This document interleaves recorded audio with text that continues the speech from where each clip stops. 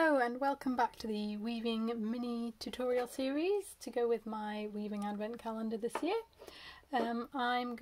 This is video number 4 in which we are doing some wedge shapes today. So this is probably the easiest of all shapes, perhaps, I don't know. And here's an example. Here's one I made earlier. And you can see I've created, well, not just wedges like this kind of reddish one, but also hills like this brown one and things, and that's just by using plain weave in stripes in such a way that you build up more of one colour on one side than the other, or in the middle in this case. So that's what we're going to do today. I had a first go at it here to kind of plan what I was going to do today, so I'm going to recreate that on the other side. But I just wanted to kind of go through a few principles before, well actually I'll show you one row and then we'll go through a few principles. So if I turn this loom around, maybe I should have showed you that upside down, would have saved me faffing about with this. Right, anyway, so I'm going to move that heddle there and I'm going to start weaving at the bottom here with the blue. Oh, and I've knocked the tripod already. This is a great start to my, I don't know, take 5. Right, so let's get...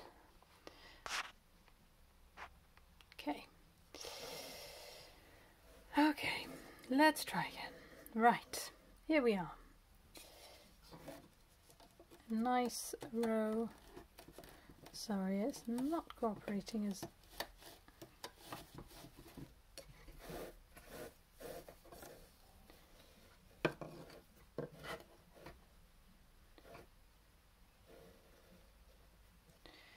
There we go.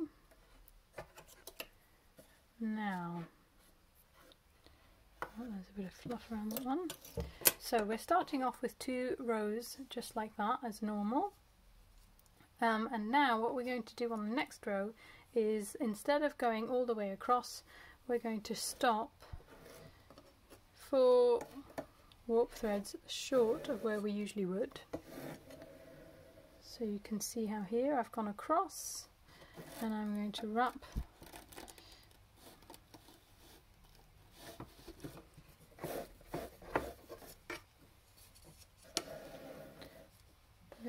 my yarn around the 5th warp thread rather than the 1st.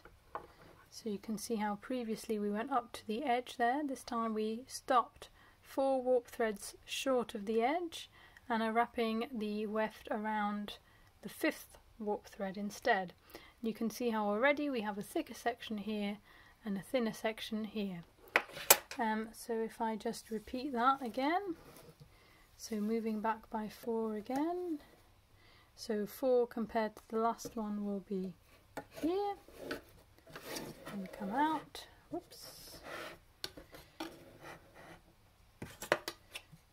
there we go, and then go back.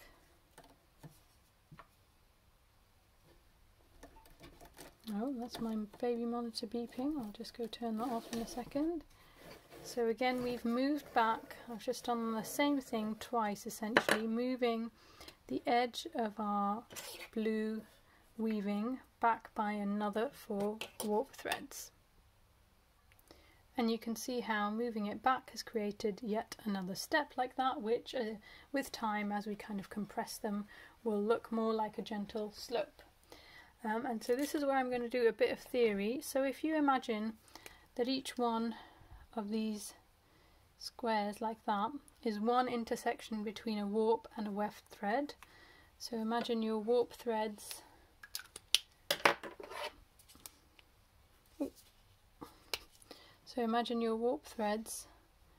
going along there like this.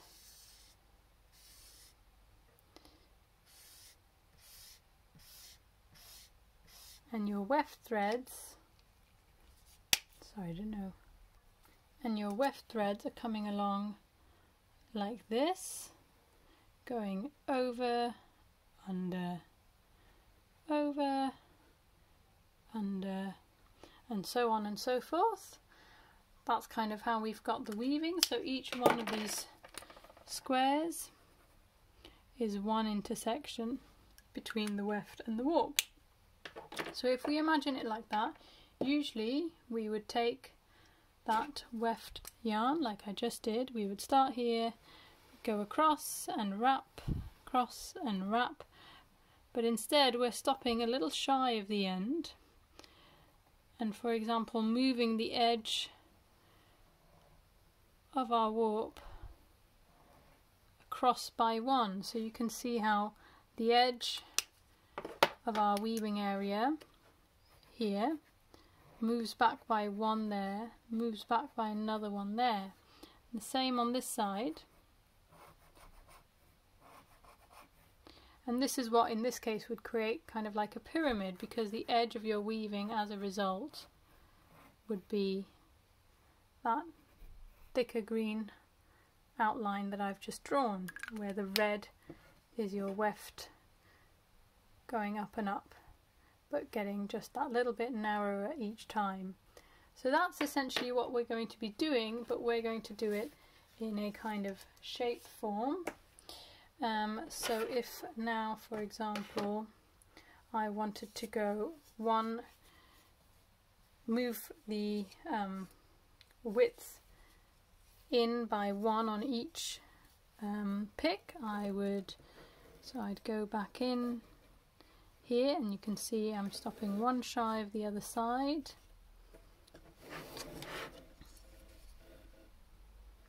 And then turning around. And again, stopping 1 shy on the right hand side as well.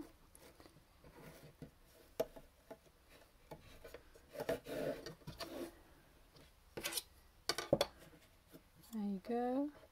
I should have pulled in between, but I was trying to be fast for this tutorial's sake.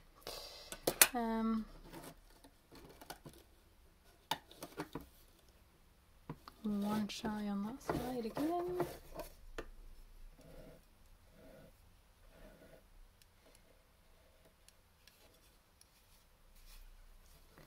And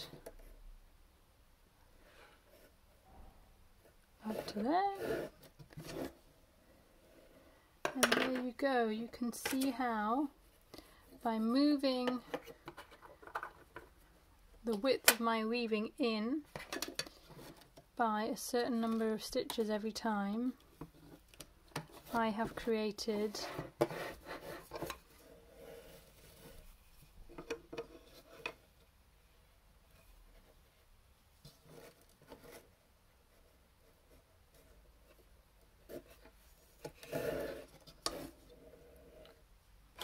kind of a wave.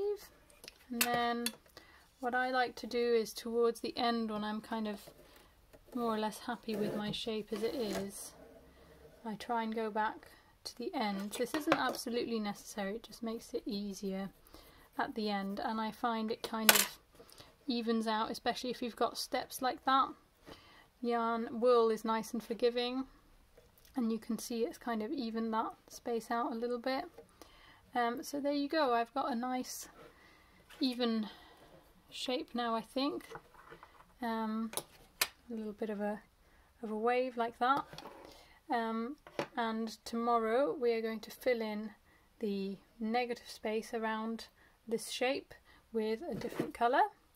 And yeah, that should complete our wedge shape weaving tomorrow. I hope that was useful. If you've got any questions, as usual, put them in the comments below and I'll be happy to answer them either in writing or in the next video.